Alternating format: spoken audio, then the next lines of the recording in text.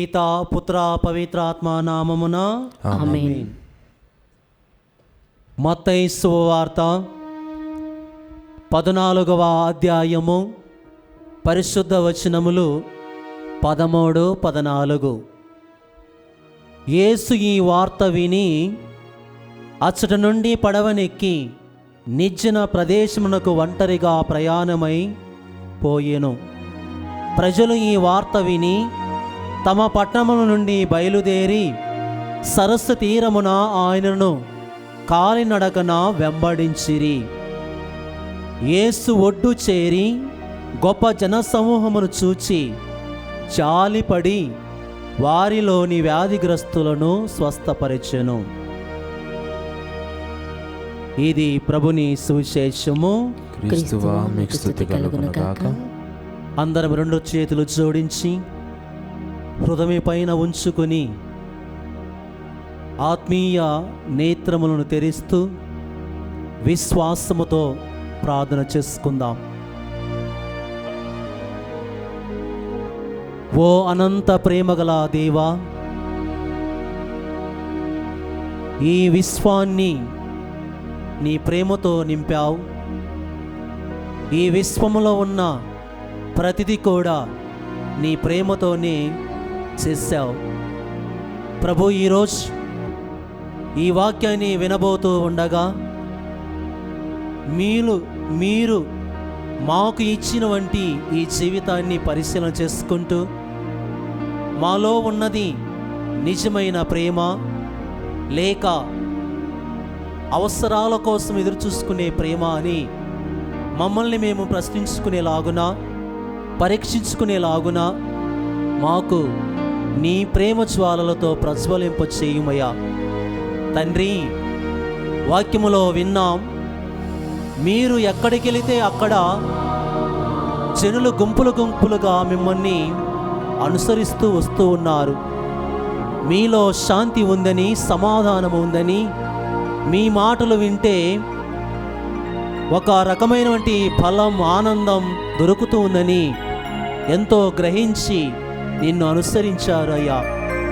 ప్రభువా, ఈనాడు మేము కూడా నీ వాక్యాన్ని ఆలకిస్తూ ఉండగా నీ పదములను, నీ మాటలను, నీ వాక్కులను మేము గ్రహిస్తూ ఉండగా ప్రభువా, మిమ్మల్ని అనుసరించే భాగ్యాన్ని మాకు దయచేయండి.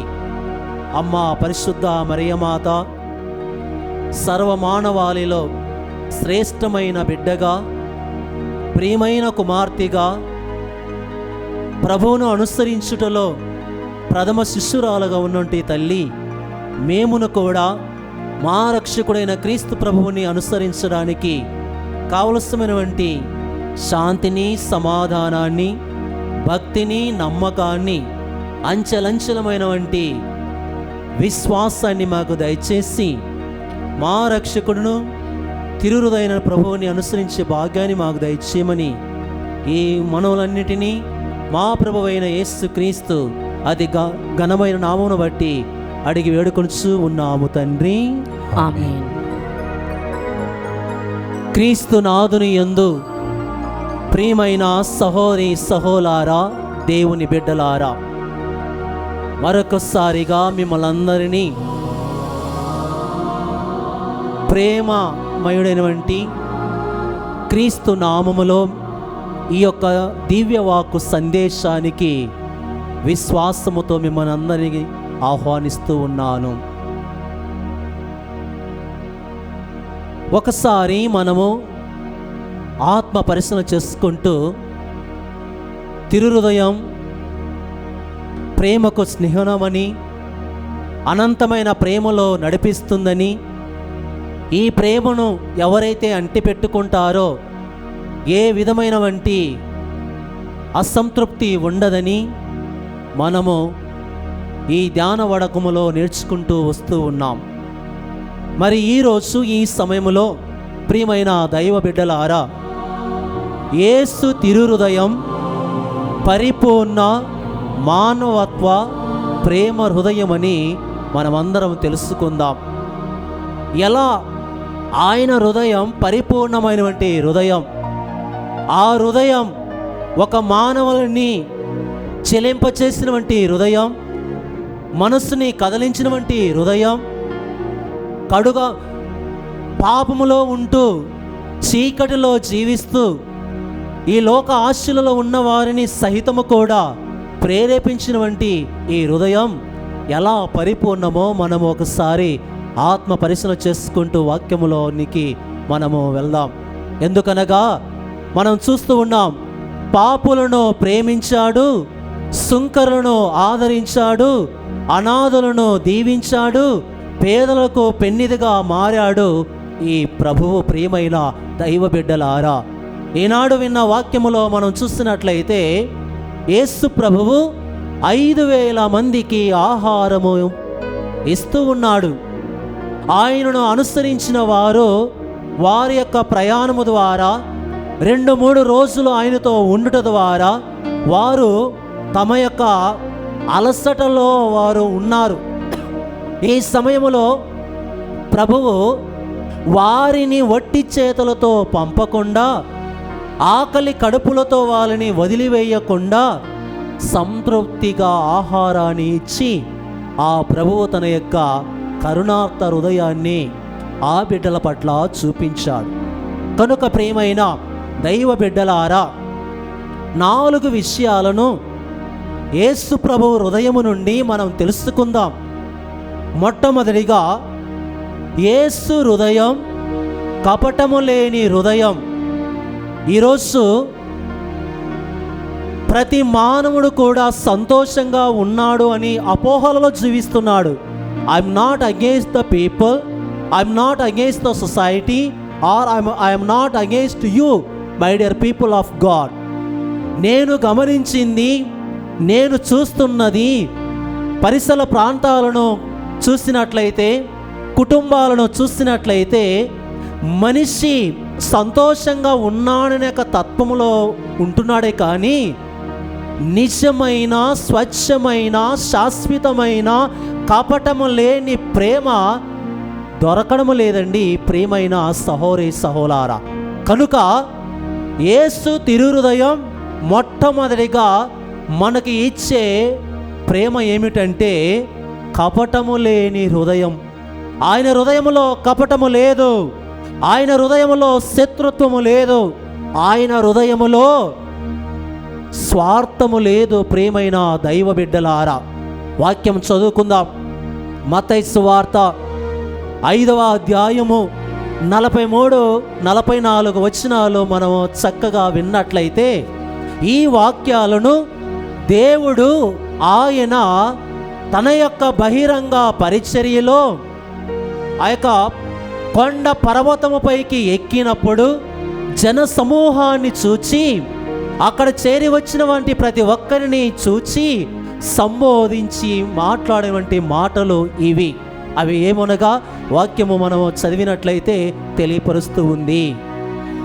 నీ పొరుగువానిని ప్రేమింపుము, నీ పొరుగువానిని ప్రేమింపుము, నీ శత్రువును ద్వేషింపుము, నీ శత్రువులను ద్వేషింపుము అని పూర్వము చెప్పబడిన దాని అని మీరు పూర్వము చెప్పబడిన దానిని విని ఉన్నారు కదా. నేనిప్పుడు మీతో చెప్పునదేమనా, నేను ఇప్పుడు మీతో చెప్పునదేమనా, మీ శత్రువులను ప్రేమింపుడు, మీ శత్రువులను ప్రేమింపుడు, మిమ్ము హింసించు వారి కొరకు ప్రార్థింపుడు, మిమ్ము హింసించు వారి కొరకు ప్రార్థింపుడు. Praise the Lord, praise the Lord, praise the Lord, praise the Lord. Yesayya స్తుతి, యేసయ్య స్తుతి, యేసయ్య ఆరాధన, యేసయ్య ఆరాధన, యేసయ్య మహిమ, యేసయ్య మహిమ. Praise the Lord, praise the Lord, praise the Lord. Praise the Lord. ప్రియమైన దైవ బిడ్డలారా, కపటము లేని ఈ తిరుహృదయములో మొదటిగా మనకు చెప్పే ఒక బలమైన వాక్కు ఏమిటంటే, మీ శత్రువులను ప్రేమించండి. ఇది చాలా వరకు మనం అందరం నేర్చుకోవాలి. ఎక్కడ చూసినా ఎవరి మనసును మనము వారి వారి క్రియలను బట్టి చూసినట్లయితే శత్రుత్వం పెంచుకుంటూ పోతూ ఉన్నారు. ఒకరి మధ్య ఒకరు కక్ష పెట్టుకుంటూ ఉన్నారు. ఒకరంటే ఒకరు ఇష్టపడకుండా ఉంటూ ఉన్నారు. ఎందుకంటే కేవలం స్వార్థం, కేవలం ఆస్తి కోసం, కేవలం వారి వారి యొక్క స్వప్రయోజనాల కోసం. ప్రియమైన దైవ బిడ్డలారా, ప్రభు చాలా చక్కగా తెలియపరుస్తున్నారు. మీరు పూర్వం మీరు విన్నారు, నీ శత్రువులను ద్వేషింపుమన్నాడు. కానీ ఇదిగో నేను మీకు ఒక కొత్త నూతన ఆజ్ఞ ఇస్తున్నా, శత్రువుల కోసం సహితము ప్రేమించండి. It is easy to say I love my friends, but it is very difficult to keep in our day to day life as a practice. సాధనలో పెట్టడానికి, అనుకరణలో మనం ఉంచడానికి ఇది కష్టము ప్రేమైన సహోదరి సహోదరా. ఎవరికి ఇది కష్టము కాదంటే యేసు తిరుహృదయాన్ని అంటిపెట్టుకొని ఉంటారో, ప్రేమ కరుణ దయ జాలి కనికరము జాలవారే ఆ తిరుహృదయములో ఎవరైతే మునిగి తేలుతూ ఉన్నారో వారే శత్రువులను ప్రేమించగలిగే శక్తి ఉంటుంది. ఎవరైతే తిరుహృదయముని ఇదిగో ఆ హృదయము చలించిపోయిందని భావించారో అటువంటి వారి హృదయమే ఇతరుల పట్ల చెల్లింపబడుతుంది, లేకపోతే క్షమిస్తుంది. ప్రియమైన దైవ బిడ్డలారా, కనుక ఈరోజు ఆత్మ పరిశీలన చేసుకుందాం. ఇన్వేరియబుల్లీ, ఇర్రెస్పెక్టబుల్లీ, మతము కాకుండా, కులము కాకుండా, భేద విభేదాలు కాకుండా ఒక మానవులుగా, మానవత్వం కలిగిన వారిగా, దేవుడు సృష్టించిన బిడ్డలుగా ఈరోజు నీవు నేను మనలో కపటము ఉందా లేక కపటము లేకుండా జీవిస్తున్నామా ఆత్మ పరిశీలన చేసుకోవాలి. లోకాన్ని కప్పి ఉంచవచ్చండి, ఇరుగు పొరుగు వారిని మోసము చేయవచ్చండి, దేవుణ్ణి మన యొక్క క్రియల ద్వారా ఆయన్ని మనము బాధ పెట్టవచ్చండి. కానీ సర్వంతర్యామి, సర్వ సృష్టికర్త, సకలము ఎరిగినవాడు, సర్వము ఎలా నడుస్తుందో, ఎలా పోతుందో, ఏ విధంగా ఉంటుందో ఆయన ప్రతిదీ చూస్తూ ఉన్నాడు. మనం వింటాం, మన రక్షకుడు కునుకుడు నిద్రపోడు, ఎల్లప్పుడూ ఆయన కంటి కాపలా చూచేవాడు. ప్రియమైన దైవ బిడ్డలారా, ఇక్కడ నువ్వు గమనించాలి, దావీదు ఎన్నికలో మనం చూస్తూ ఉన్నాం. ఆ యొక్క జెస్సే తన ఆ కుమారుని అంటే ఆ యొక్క దావీదుని ఎన్నుకోవడానికి ఆయన నిరాకరించాడు. సమూవేలు పోయినప్పుడు అడిగినప్పుడు పెద్ద కుమారు నుండి మరి చివరి వరకు కుమారుని చూపించాడు, కానీ దావీదును చూపించలేదు. ప్రియమైన సహోదరి సహోదరా, ఇక్కడ ఆయన వారి యొక్క ఆలోచన చూసినట్లయితే మనిషి బాహ్యంగా చూస్తాడు, బలాన్ని చూస్తాడు, ఆకృతిని చూస్తాడు, ఎలా బలష్టంగా బలిగా ఉన్నాడని చూస్తాడు. కానీ ప్రభువాక్కు సెలవిస్తుంది, I see your deepest heart, నీ లోతైన వంటి హృదయాన్ని చూస్తాను, నీ అంతరంగాన్ని చూస్తానని ప్రభు అంటూ ఉన్నాడు. ప్రియమైన దైవ బిడ్డలారా, మనము కూడా ఒక వ్యక్తిని మనము పై యొక్క మాటలను బట్టి, పై యొక్క క్రియలను బట్టి లేదా చేతులను బట్టి మనము పలానా వాడు, ఇలాంటి వాడు, ఇలా ఉంటాడని మనం చెబుతాం. కానీ ప్రభువు మొట్టమొదటిగా ఆయన చెప్పే మాట ఏమిటంటే, నేను మీ హృదయాలను ఎరిగిన వాడిని, కనుక మీ శత్రువులను ప్రేమించండి, మేము హింసించే వారి కోసం మీరు ప్రార్థించండి. అంటే శత్రువులు ఎవరో కాదండి, నీవు నేను మనము ఎవరినైతే ఇష్టపడమో వారు మనము ఒక విధంగా శత్రువులుగా భావిస్తూ ఉన్నారు. కనుక ప్రేమించండి. అది యేసయ్య తిరుహృదయం కపటము లేనిగా శత్రువులను ప్రేమించిందండి. సిలువలో మొట్టమొదటిగా నేర్పించినటువంటి సందేశం ఈ లోకానికి, తండ్రి వీరేమి చేయుచున్నారో వీరికి తెలియదయ్యా, వీరిని క్షమించు అని ఆయన ప్రార్థన చేశాడండి. లోకము నేర్చుకోవాలది. లోకం అంటే ప్రతి ఒక్కరు ఇది నేర్చుకోవాలి. స్వార్థం కాదు, కక్షలు కాఠిన్యాలు కాదు. ప్రియమైన దైవ బిడ్డలారా, ఇలా ఉండబట్టే మరణాల్లో జరుగుతూ ఉన్నాయి, హింసలు జరుగుతూ ఉన్నాయి. నిజమైన వంటి ప్రేమ లేక ఒకరి ఎడల ఒకరు ఈ పగ, ద్వేషము, అసూయ, ఆ గర్వము పెంచుకొని పోవటం వల్ల ఇదిగో దేవుని యొక్క ప్రేమ అనేది కనుమరుగైపోతూ ఉంది. కనుక యేసు తిరుహృదయనాథుడు పిలుస్తూ ఉన్నాడు, నా కపటము లేని హృదయము నుండి మీరు నేర్చుకుని నన్ను పిలుస్తున్నాడు. కనుక ఈ పాట ద్వారా దేవుని అడుగుదాం, ఎవరు నన్ను వదిలివేస్తున్నాను, ఎవరు నా వెంట రాకున్నాను, ఇదిగో నా తిరుహృదయ దేవుడు నాతో ఉంటాడు. ప్రియమైన దైవ బిడ్డలారా, ఈ పాట ద్వారా భగవంతుణ్ణి ఆరాధించుదాం. దేవా, ఇదిగో నీలాంటి కపటము లేని హృదయాన్ని నాకు ఇయ్యయ్యా. నేను వారు ఉంటారని, వీరుంటారని, నా బంధువులు ఉంటారని, నా స్నేహితులు ఉంటారని ఆశించానయ్యా. కానీ చివరికి ఇదిగో నీవు నాతో శాశ్వతంగా ఉంటావని ఎప్పుడే తెలుసుకుంటున్నానయ్యా అని ఈ పాట ద్వారా భగవంతుని ఆరాధించుదాం.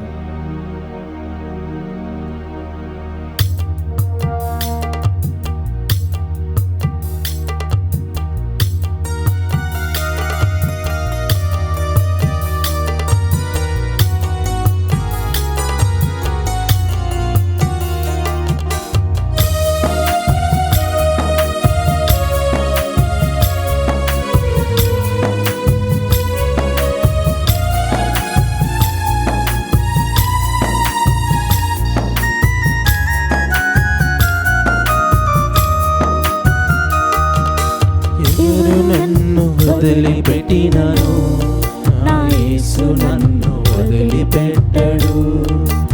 ఎవరు నన్ను వదిలిపెట్టినను, నా యేసు నన్ను వదిలిపెట్టడు.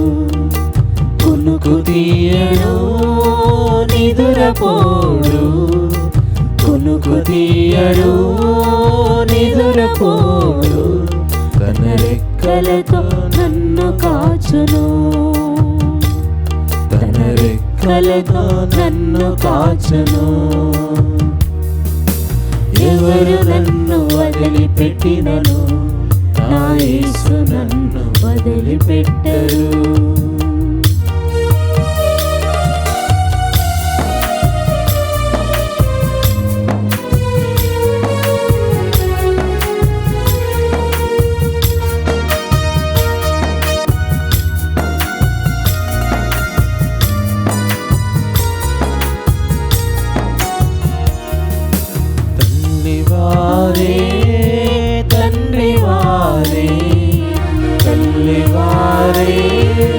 తండ్రి వారే జోలపాట పాడి కాపాడుతారు, జోలపాట పాడి కాపాడుతారు.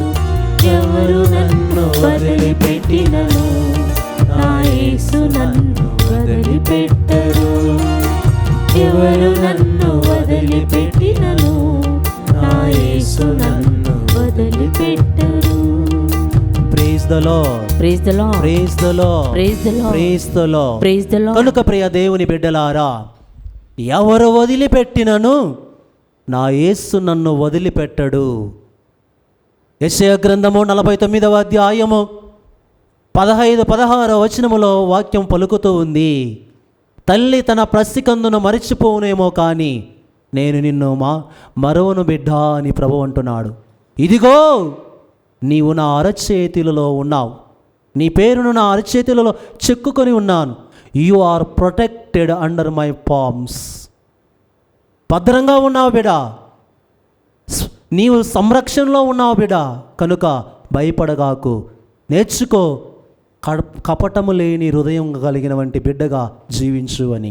రెండవదిగా ప్రియమైన సహోదరి సహోదరులారా, యేసు హృదయం స్పందించే హృదయం. ఇక్కడ మనం గమనించాలి, ఆ తిరుహృదయం బాధపడుతూ ఉంటే చూసి ఆనందించే హృదయము కాదండి. ఆకలితో అలమటిస్తూ ఉంటే సంతోషపడి గెంతులెత్తిపోయే హృదయం కాదండి తిరుహృదయం. కొన్ని సంఘటనలను మనము బైబిల్ గ్రంథము ద్వారా తెలుసుకుందాం. ఏ విధముగా దివ్యవాక్కు ఇదిగో ఆ తిరుహృదయం స్పందించే హృదయమని మనకు తెలియపరుస్తుందో ఈ వాక్యాల ద్వారా మనం వింటాం. మత్తయి సువార్త 15వ అధ్యాయము 21 నుండి 28 వచనాలు మీరు చదువుకోండి. అక్కడ ఒక గొప్ప సంఘటన గురించి తెలియపరుస్తూ ఉన్నాడు. ఏమిటనగా, ఒక విదేశీ స్త్రీ, కననీయ స్త్రీ తన బిడ్డ అనారోగ్యముతో ఉందని, మరణావస్థలోనికి ఆమె పోతూ ఉందని తన బిడ్డ ఇక బ్రతకదని తెలుసుకొని దేవుని దగ్గరికి వస్తూ ఉందండి. ప్రియమైన దైవ బిడ్డలారా, ఇక్కడ ఆమె యొక్క బాధను దేవుడు ఆలకించాడు. ఆమె చెప్పిన మాటలను గ్రహించాడు. ఆమె యొక్క హృదయ ఆవేదనను దేవుడు తెలుసుకున్నాడు. కానీ ఆమె పరీక్షించట్లో ఒక మాట అంటున్నాడు, ఇదిగో చిన్న బిడ్డల యొక్క రొట్టెను కుక్క పిల్లలకు ఇవ్వుట తగునా అని అన్నాడు. ఈరోజు మనము కూడా ఈ స్త్రీ నుండి నేర్చుకోవాలి. మనం సంఘములో వింటూ ఉన్నాం, ఇరుగు పొరుగు వారి నోట, తెలియని వారి నోట, మన సంఘస్థల మధ్య ఉన్నటువంటి నోట వింటూ ఉన్నాం ఎన్నో అవమానకరమైనటువంటి మాటలు, ఒకరిని ద్వేషించే మాటలు, ఒకరినొకరిని విడదీసే మాటలు మనం వింటూ ఉన్నాం. మరి ఈ కననీయ స్త్రీ దుఃఖించలేదు, కుంగిపోలేదు. ఇక నాకు న్యాయం జరగదని ఆమె దిగులుగా లేదు. ప్రియమైన దైవబిడ్డలారా, ఆశతో నమ్మకముతో ఆ దేవుడు, ఆ తిరుహృదయ నాథుడు, ఆ రక్షకుడు, ఆ క్రీస్తు నాకు చేస్తాడనే నమ్మకముతో ఏముంటుంది, అవును ప్రభు, యజమానుని బల్ల మీద పడిన వంటి ఆ యొక్క మొక్కలను కుక్క పిల్లలు తినుట సమంజసమే. కానీ ఎప్పుడైతే ఈ మాటలు విన్నాడో దేవుడు చలించిపోయాడండి, దేవుడు కరిగిపోయాడండి. తాను ఎన్నుకున్న ప్రజలలో లేదు, నా బిడ్డలే అనుకున్న వారిలో లేదు, కానీ ఒక అన్యస్తురాలంటే ఈ బిడ్డలో ఉంది ఆ విశ్వాసం. ఆ విశ్వాసాన్ని మెచ్చుకొని ఆ దయార్థ హృదయ కలిగిన దేవుడు తన బిడ్డకు ఆరోగ్యాన్ని ఇస్తూ ఉన్నాడు. Praise the Lord, praise the Lord, praise the Lord, praise the Lord, praise the Lord, praise the Lord. ఇక్కడ అవసరానికి ఆ తిరుహృదయం స్పందించిందండి. నాకు పని లేదులేని అనుకోలేదండి ఆ హృదయం. ఆ యొక్క హృదయం స్పందించి అవసరాన్ని తీర్చింది. తీర్చడమే కాకుండా తోడై ఉండి ముందుకు వారితో పాటు ఆ హృదయము వారిని బలపరిచింది. ప్రియమైన దైవ బిడ్డలారా, అదే విధముగా మార్కు సువార్త 7వ అధ్యాయము 31 నుండి 37 వచనాలు మనం చూస్తూ ఉన్నాం. ప్రత్యేక విధముగా మార్కు సువార్త 7వ అధ్యాయము 33వ వచనము మనం చదువుకుందాం. 33వ వచనములో ప్రభు మనతో మాట్లాడుతూ ఉన్నాడు. యేసు వానిని జనసమూహము నుండి ప్రక్కకు తీసుకొని పోయి వాని చెవులలో తన వ్రేళ్లు పెట్టి ఉమ్మి నీటితో వాని నాలుకను తాకి ఆకాశము వైపు కనులెత్తి నిట్టూర్చి ఎఫతా అనెను. Praise the Lord, praise the Lord, praise the Lord, praise the Lord, praise the Lord. ఇక్కడ మనం గమనించాలి ఈ వాక్యము ద్వారా, ప్రియమైన దైవ బిడ్డలారా, మూగా చెవిటి వారికి ఎలా స్వస్థతనిస్తూ ఉన్నాడో. మనకు దేవుడు నోరునిచ్చింది దుర్భాషలాడడానికి కాదు, ఈ నోటినిచ్చింది ఒకరిని గురించి తప్పుగా మాట్లాడడం కాదు, ఈ నోటినిచ్చింది లేనిపోని మాటలలో ఇతరులను ఇరికించడానికి కాదు. ప్రియమైన దైవ బిడ్డలారా, దేవుడు ఈ నోటిని సృష్టించింది మంచిని పలకడానికి, మంచిని ఇతరులకు తెలియపరచడానికి, దేవుని యొక్క వాక్కులు ఇతరులతో పంచుకోవడానికి ఈ నోరును ఇచ్చాడు. కనుక మనమందరం కూడా గుర్తించుకోవాలి ప్రియమైన సహోదరి సహోదరులారా. అదే విధముగా మనం చదువుకుంటున్నాం మార్కు సువార్త 10వ అధ్యాయము 46 నుండి 52 వచనాలు చూసినట్లయితే, దృష్టిదానం, గుడ్డివాడైనటువంటి ఆ యొక్క బిడ్డకు దేవుడు ఆ యొక్క దృష్టిని ఇస్తున్నాడు. ఇలా యేసు ప్రతి ఒక్కరి అవసరాన్ని బట్టి స్పందించాడు.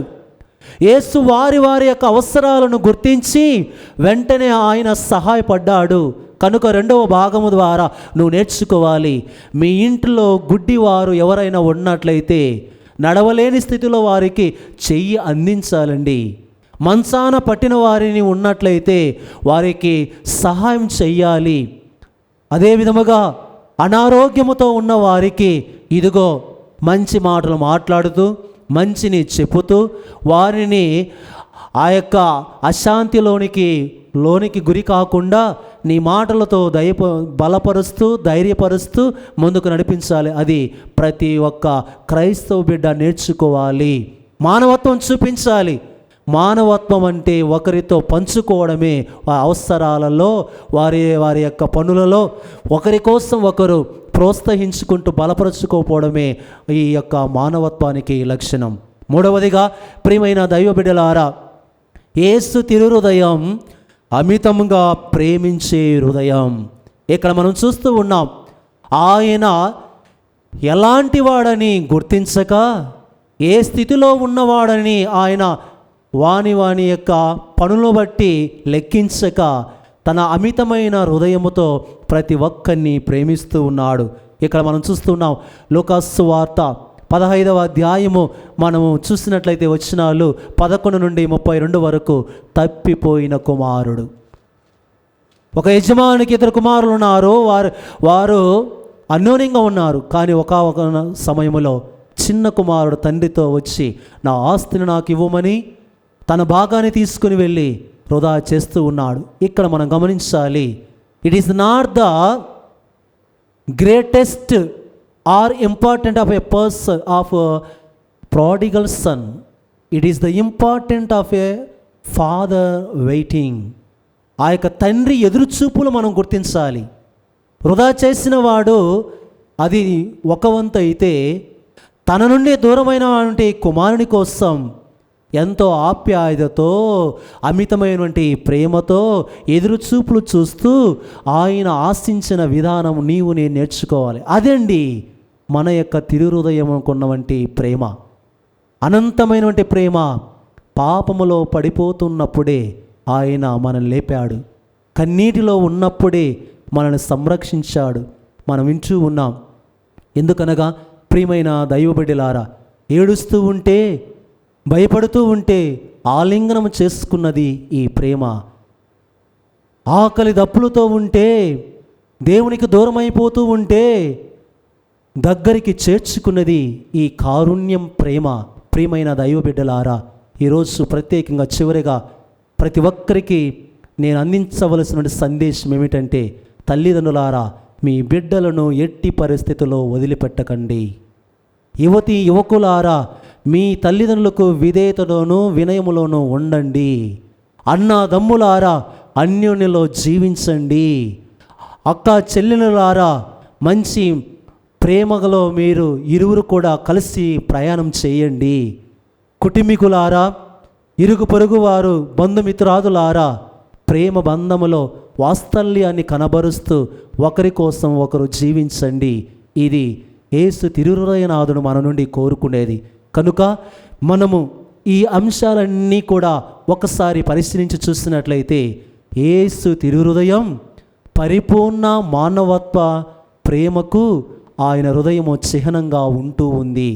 ఎవ్వరినీ వదిలిపెట్టలేదు, ఎవ్వరినీ తృణీకరించలేదు, ఎవ్వరినీ ఆయన ద్వేషించలేదు.